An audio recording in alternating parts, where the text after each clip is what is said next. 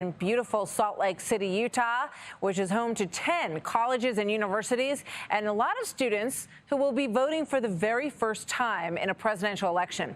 Look at this recent Fox poll that shows a large majority of voters under the age of 30 favor Democratic presidential candidate Joe Biden. So we sat down with 5 students registered in this historically red state and asked them about the issues that will guide their vote with 4 weeks to go. Overall, how does COVID weigh on your vote and how you might vote? Do you think the president's handled it well? Do you think Joe Biden would handle it better? I watched the debate last week, and I felt like Joe Biden did blame President Trump for it a little much. However, that being said, I do think that there are a lot of things he could have handled better. He knew about it pretty early on, and I think in hopes to not shut down the economy, might have not taken action that would have been beneficial to do early on, which has endangered a lot of Americans' lives. And so while I wouldn't blame the entire crash of the economy and COVID on President Trump, I do think that it should have been handled better. Each state has their own governor, and they've created their own response. And so the things Trump has done, like tried to shut the borders and got the PPE equipment to all these governors, he's actually been praised by Democrat governors for doing that. With Donald Trump's rhetoric against masks and acting like it's not a big deal when it's a simple scientific fact is detrimental to us. You see Republican areas like Utah County with higher cases and less people wearing masks, when this can actually be prevented by a mask in a lot of ways. So I think Donald Trump handled this poorly because he's setting a terrible example for the American people and the citizens of the world at large of how to take measures to prevent this from happening. I'm going to ask each one of you, what's the #1 issue for you, Ben? I would probably say climate change is definitely one of the most important. I would say economy. Economy? Bethany? I'm big on foreign policy. Foreign policy. I'm going to have to pick 3. So I'd say rebuilding the economy given the state that it's in, climate change, and then also healthcare. Okay. Sophia? The economy. Yeah. Okay. So I want to do the same thing, and I want to ask you each, if you, one word to describe President Trump. One word to describe President Trump that I would use is irresponsible. Reactionary. Powerful. Selfish. Very outgoing. Okay. Interesting. And let's do the same thing with Joe Biden. Ben, you want to start? Leader. Very old.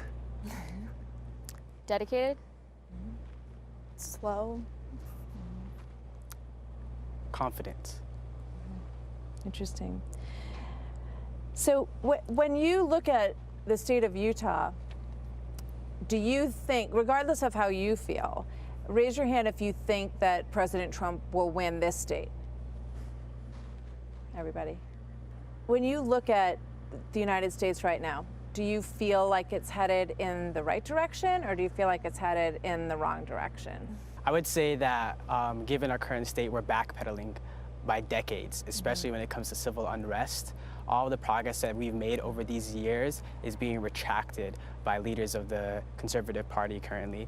And I think with the Joe Biden election, we can get back on track and take some steps forward. So you support Joe Biden. Do you have any concerns about him? There have been a lot of talk about, about his abilities to do the job. Does that concern you at all? Well, he certainly wasn't my #1 choice in the primary. He wasn't even in my top 5.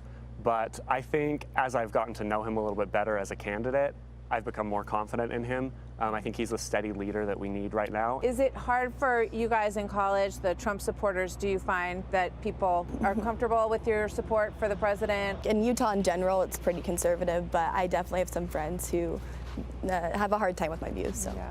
I feel like, especially on college campuses, and free speech I feel like it's under attack. As a conservative group on campus, when we bring a right-wing speaker on campus, when we are even holding meetings or just simply tabling, our properties are vandalized, we're harassed, we're called names. And there's amounts of sabotage from left-wing student groups that try to get us to not hold meetings. And in that sense, it's extremely hard. I believe conservative speech is under attack in college campuses. Do you feel like Kwok and people who feel like him have the right to speak out and hold their meetings and say what they want to say, Ben? Absolutely. I mean, So at Weber State University, I'm the VP of the Democrats, the College Democrats, and we also have a College Republicans chapter, and we try to work together whenever we can to do joint events, and that's something we're looking to do, because if we can't have conversations with someone with different views, then we can't make any progress at all. So I certainly can respect people with different opinions than me. Raise your hand if you think that your friends, the people you know in college, raise your hand if you think they will all definitely vote. A few. There's always going to be those people who maybe are in the middle ground and feel like they shouldn't vote. However, I disagree with them and think that they shouldn't vote with third party or shouldn't stay at home, and they should get out to the ballots and exercise their right to vote. Do you have concerns as a young person in America that there's a fundamental change coming, that people are leaning more to the left? Does it concern you or not?